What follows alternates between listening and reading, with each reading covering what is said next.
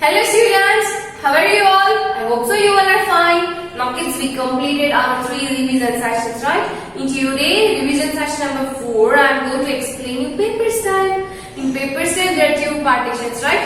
One is objective and another one is subjective. Objective जो आपको online करना पड़ेगा, मोबाइल में करना पड़ेगा, और सब्जेक्टिव वो आपको यहाँ पे पेपर कलेक्ट करके आपको आंसर्स लिखने होंगे अपने आप, राइट?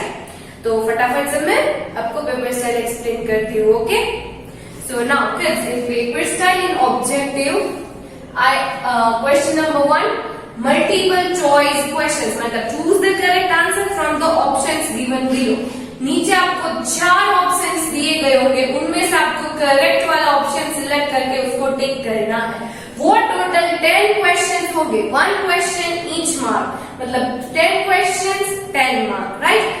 ऑप्शन सिलेक्ट करने में बहुत ध्यान रखना पड़ेगा, अदरवाइज कोई भी अलग गलत सिलेक्ट कर लिया तो प्रॉब्लम हो सकती है, मार्क्स जा सकते हैं, बिकॉज ये ऑनलाइन एग्जाम है, right? Then after question number 2, read the sentences carefully and state whether they are true or false.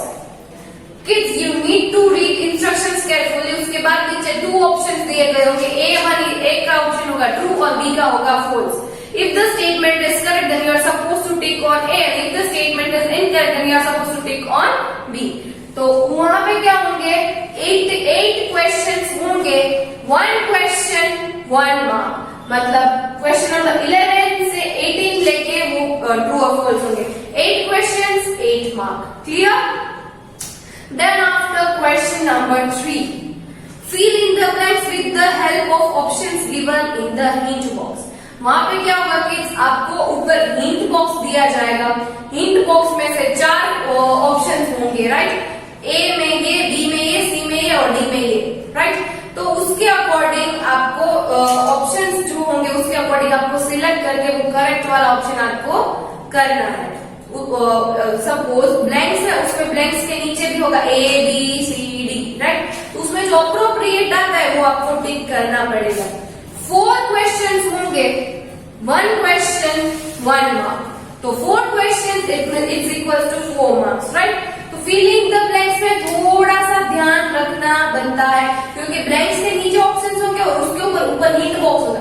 Hint box में से कुछ अलग गलत देख लिया आप लोगों ने तो पूरे की पूरी ब्लैंक्स गलत हो सकती है, तो यहाँ पे आपको ज्यादा केयरफुल रहना, right? Then after question number 3B, again fill in the blanks with the help of options given in the hint box. ऊपर हिंट बॉक्स होगा ABCD वाला, देन आफ्टर 4 ब्लैंक्स होगी, एक ब्लैंक के नीचे ABCD ऑप्शन होगा, उनमें से प्रॉपर ऊपर देख के आपको करेक्ट आंसर फाइंड करके ऊपर से आपको नीचे टिक करना है। Understand kids? I hope so you understand all the things very well. Blanks में आपको बहुत ध्यान रखना पड़ेगा, क्लियर? तो वहां पे भी 4 ब्लैंक्स होगी, 1 blank, each blank 1 mark, right? तो 4 blanks 4 marks.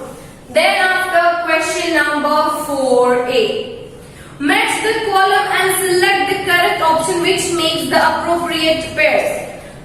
कॉलम A होगा, कॉलम B होगा, वो कॉलम में दोनों होंगे, फिर उसके नीचे आंसर्स में होगा A B C D। ABCD में सब 27 में A, 27 B, सॉरी 27 में A, 28 में B, 29 में C, मतलब कोई भी ऑप्शन है उसमें से ABCD में से आपको कोई भी करेक्ट वाला ऑप्शन है उसको सिलेक्ट करके आपको रखना है। इफ सपोज मैचेस में क्या होगा कि अगर आपने एक में भी ऊपर नीचे देख लिया तो वो तीनों के तीनों मार्क्स जाएंगे।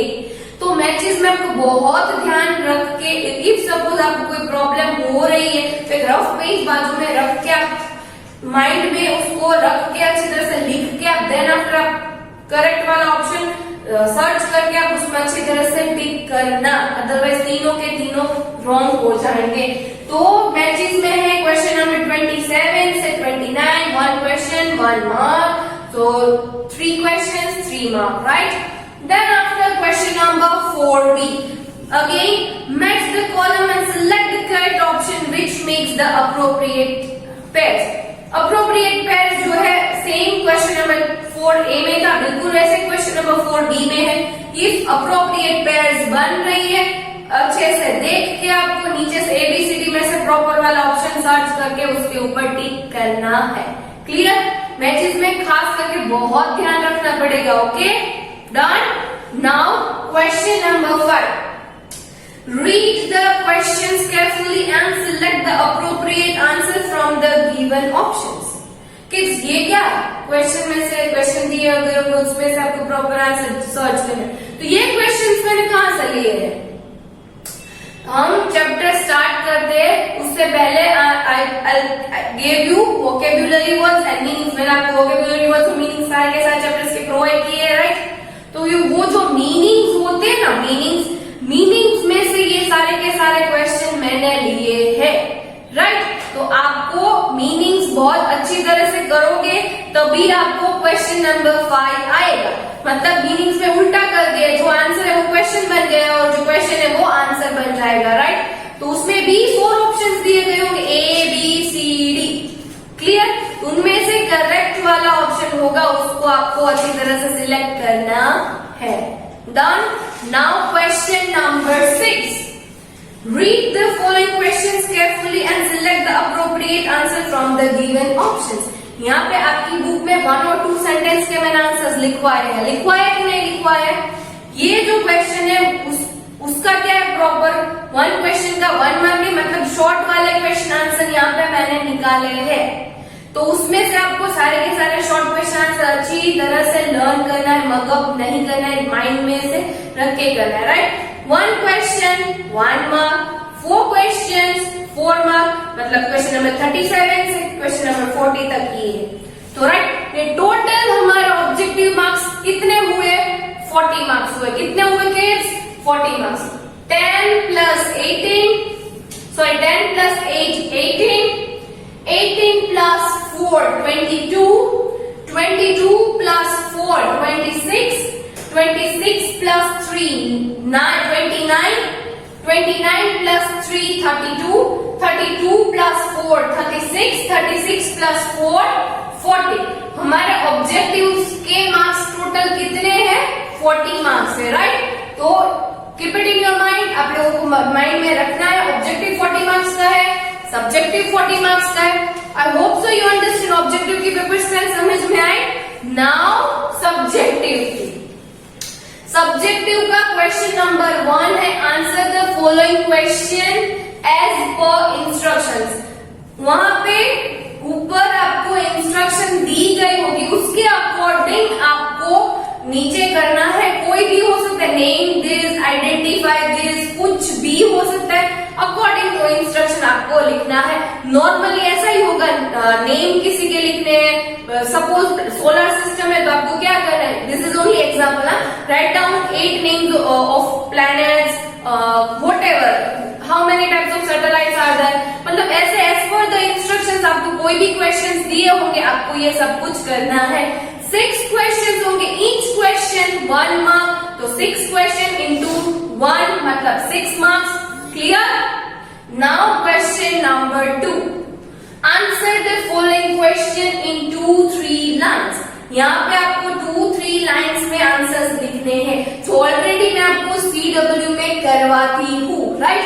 जो 2-3 लाइन्स वाले मीडियम वाले क्वेश्चन आंसर है वो मैंने यहाँ पे पूछे हैं। मतलब एक क्वेश्चन का 2 मार्क है, राइट? तो 7 क्वेश्चन है तो 7 into 2 is equal to 14 marks, right? So now question number 3, answer in brief।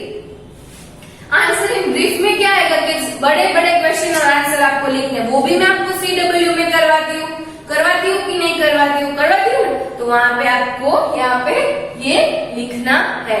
यहाँ पे मैंने 4 क्वेश्चंस पूछे, ईच क्वेश्चन 3 मार्क्स, मतलब 4 into 3 12 मार्क्स, राइट? तो यहाँ पे टोटल 4 क्वेश्चंस होंगे। Done. Now next question number 4, do as directed. मतलब कुछ भी मैंने पूछा, जैसे मैंने आपको डायरेक्ट करूंगी कि आपको ये करना है, वो आपको करना है। उसमें लेबलिंग भी हो सकता है, डायग्राम्स भी हो सकते हैं, मतलब कुछ भी लॉजिक वाली चीज में कुछ भी पूछ सकती हूँ। आपको प्रिपेयर रहना है। इट मीन्स आपको टेक्स्ट बुक में से ये सारी की सारी चीजें जो है वो आपको देख के करनी है। मतलब सब कुछ रिवाइज करना है और रिफर भी करना है। Clear kids? I hope so you understand now. सोचो इसके भी 40 मार्क्स है। 6 plus 40 20 marks, 20 plus 12 32 marks, 32 plus 8 40 marks। Done. तो 40 और 40 कितने मार्क्स हुए? 80 मार्क्स टोटल। बट 40 ऑब्जेक्टिव के हैं और 40 सब्जेक्टिव के हैं। Clear? Once again I am repeating paper set, listen it carefully. Okay, question number 1, choose the correct answer from the options given below। Question number 2, read this and question number 1 में क्या आएगा? Question number 1 से 10 लेके it means 1 question 1 mark 10 marks, right? Then after question number 2, read the sentences carefully and state whether they are true or false। मतलब वो question number 11 से question number 18 तक होंगे। 1 question 1 mark, 8 questions is equals to 8 marks। Done। Then after question number 3A, fill in the blanks with the help of options given in the hint box।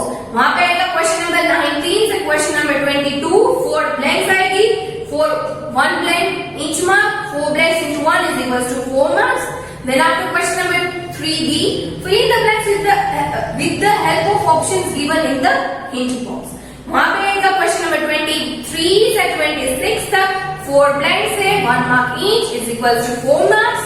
Then after question number 4A, match the column and select the correct option which makes the appropriate pairs। मतलब वो आएगा question number 27 से 29 तक, 3 questions 1 mark each, it means it is 3 marks। Then after question number 4B, match the column and select the correct option which makes the appropriate pairs। From question number 30 to question number 32, 3 questions 1 mark each is equals to 3 marks। Now question number 5, read the questions carefully and select appropriate answer from the given options। वो आएगा from question number 33 to question number 36, and 4 question 1 mark each is equals to 4 marks। Done। Then after question number 6, read the following questions carefully and select the appropriate answer from the given options। वो आएगा question number 37 से question number 40, 1 mark each, 4 question into 1 is equals to 4 marks। तो यहाँ पे objective के कितने marks हुए? 40 marks. और कहाँ पे कौन से क्वेश्चन कहाँ पे, वो भी मैंने आपको बता दिया है। 1 to 10, 11 to 18, 19 to 22, 23 to 26, 27 to 29, 30 to 32, 33 to 36 and 37 to 40। तो यहाँ पे आपको कोई भी कंफ्यूजन रहेगा नहीं। Then after subjective question number 1, answer the following question as per instructions। वहां पे तो 1 to 6 question आएंगे, 1 mark each, मतलब 6 marks। Then after answer the following question in 2-3 lines, 7 marks का एक question का 2 marks, 7 marks, तो 14 marks हुए। वहां पे भी 1 to 7 नंबर आएंगे। Then after answer in brief, 4 questions है, 1 question का 3 marks, it means 12 मार्क्स हुए। तो वहां पे भी 1 to 4 नंबर की लाइन में आएंगे। Then after do as directed, जहां पे जैसा बोला होगा उसके अकॉर्डिंग, इंस्ट्रक्शन के अकॉर्डिंग आपको पेपर में करना है with good hand writing. So kids, I hope you understand subjective and objective paper set. From my guidelines I want to tell you something kids, आप जब भी पेपर लोगो विथ प्रेजेंटेशन लिखोगे, आप लोग पेपर डार्क पेंसिल का use करोगे, अच्छे writing करोगे, ये सारी की सारी चीजें आप लोग करोगे, राइट? पेपर के टाइम पे गंदे राइटिंग वाले पेपर के आपको भी नहीं समझ में आते तो मैं दीदी को कैसे समझ में आएंगे? नहीं आएंगे ना। तो please do it with good hand writing, scale से प्रेजेंटेशन करो, मैचेस में स्केल यूज करो, हाथ से मत करो। बहुत ही डर्टी पेपर दिखता है। अगर एक क्वेश्चन खत्म हो रहा है तो वहां पे 2 अंडरलाइन कर दो, स्केल से, हाथ से बिल्कुल भी नहीं, राइट? अच्छे राइटिंग करोगे तो अच्छे मार्क्स आएंगे, दीदी को अच्छी तरह से समझ में आएगा। अगर गंदे राइटिंग करोगे तो सच लिखा होगा ना तो भी दीदी को पता नहीं चलेगा, तो रॉन्ग हो जाएगा, राइट? तो do it with good hand writing. Pencil को शार्पन करके यूज करो, डार्क पेंसिल यूज करोगे। ओके, सो किड्स, ये वी कंप्लीटेड, मतलब I explain you subjective and objective, right? So from next section I am going to send you revision section. Okay, so best luck for revision section. चल, till next